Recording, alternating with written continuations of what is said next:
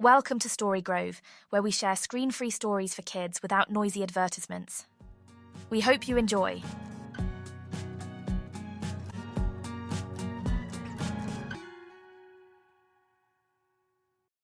Last night my tooth fell out, a real wiggler.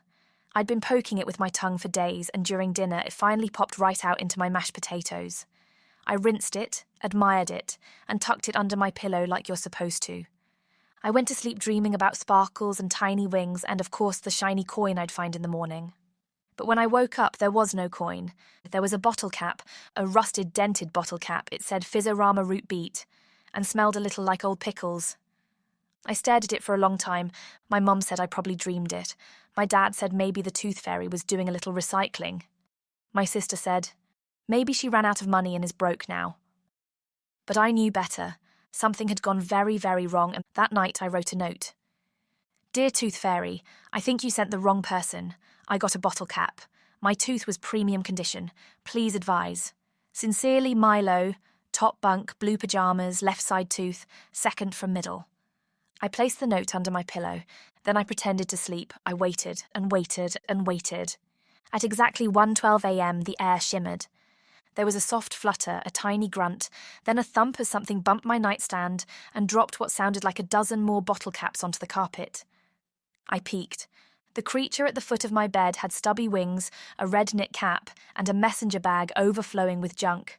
Paper clips, buttons, gum wrappers, and yes, more bottle caps. She blinked up at me through very smudgy glasses. Uh-oh, she said. Who are you? I whispered. She cleared her throat. Brenda, Bottle Cap Fairy Level 2. Temporary fill-in. You took my tooth, I said. She dug through her bag. Oh, no. I thought it looked too shiny to be a cap. I was wondering why it didn't have a logo. That was my best tooth. Brenda looked horrified. This is bad. Very bad. They're going to have my wings revoked. You have wings? She flapped them. They looked like they were made of duct tape and confetti. Brenda, I said, we need to get my tooth back, and maybe, just maybe, a coin.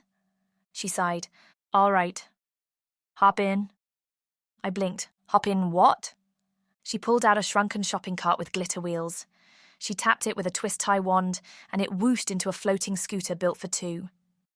We zoomed out my window.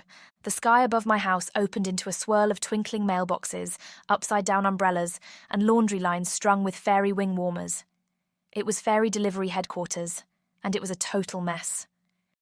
Brenda led me past the chewing gum aisle and into the Miss Deliveries department. Okay, she said. Tooth processing should have happened by now. Let's see who's got your molar. We searched and found it in the hands of a fairy named Claude.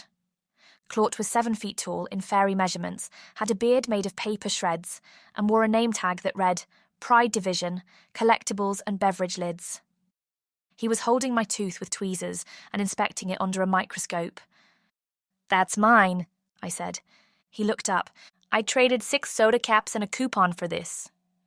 Brenda whispered, We have a problem. But I had an idea. What if we trade? I said. You're into rare stuff, right? He narrowed his eyes. Go on. I reached into Brenda's bag and pulled out the oldest, rustiest, weirdest bottle cap I could find. It was green. It sparkled slightly. It said Yipe in faded purple letters. Claude gasped. A 1987 Burp Splash limited edition. We made the trade. I got my tooth back.